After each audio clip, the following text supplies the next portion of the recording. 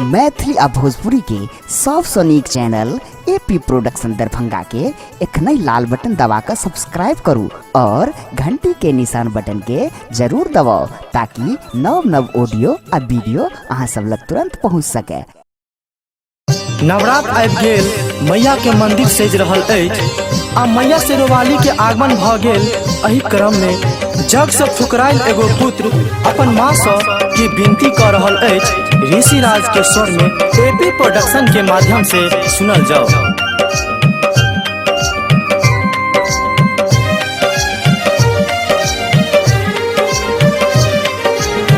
खोलन माँ पट दरस दिखा दे, बेटा कन्है छौ माँ लग तू बजा ले। हे माँ खोलन माँ पट दरस दिखा दे, बेटा कन्है छौ माँ लग तू बजा ले। गिर आँख सामा गिर आँख सा झर झर नोर मांगे देख बनहीन तू कठोर मांगे।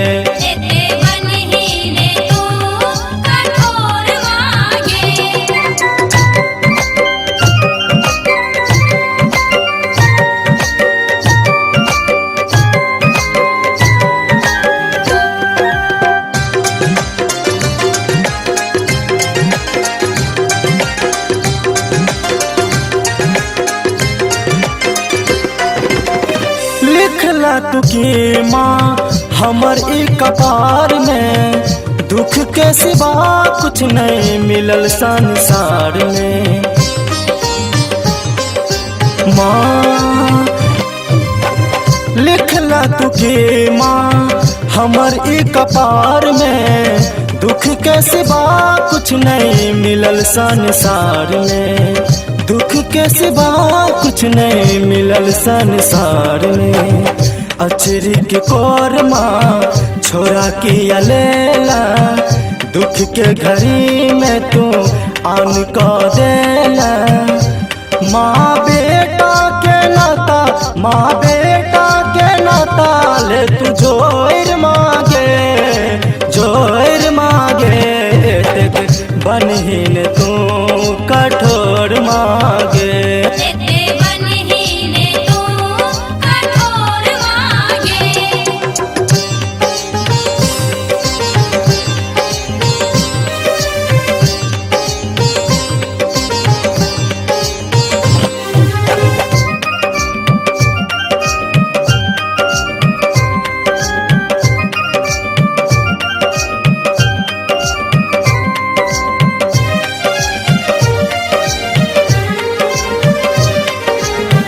जिंदगी भसैया माँ दुखक लहर में, विधना के लिखल की माँ हमर ई करम में। गे माँ जिंदगी भसैया माँ दुखक लहर में, विधना के लिखल की माँ हमर ई करम में। विधना के लिखल की माँ हमर ई करम में। तोरे आस पर माँ हम जीबै छी, भोरे उठ तोरा नित हम पूजै छी। भेल देखैला नैन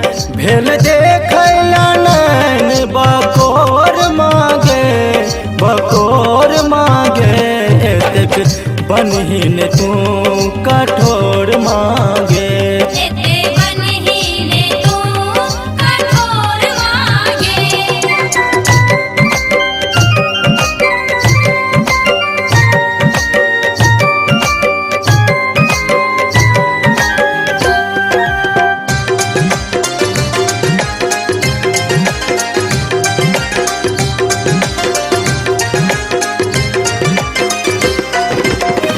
दुनिया के बोल नहीं माँ नीक लगैया, रूठल नसीब सब अभागल कहैया।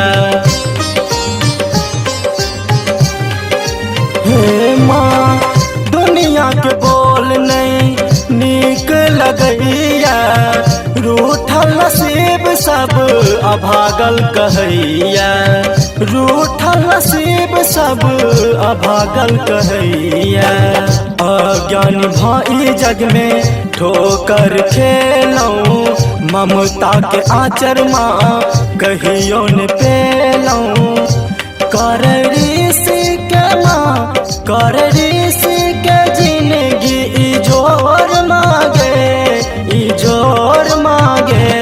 देख बनहीन तू कठोर मांगे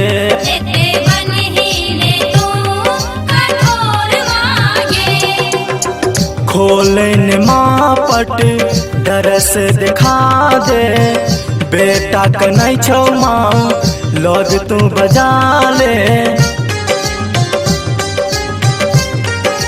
हे माँ खोलन माँ पट दरस दिखा दे बेटा कनै छौ माँ लौज तू बजा ले गिर आँख सामा गिर आँख सा झर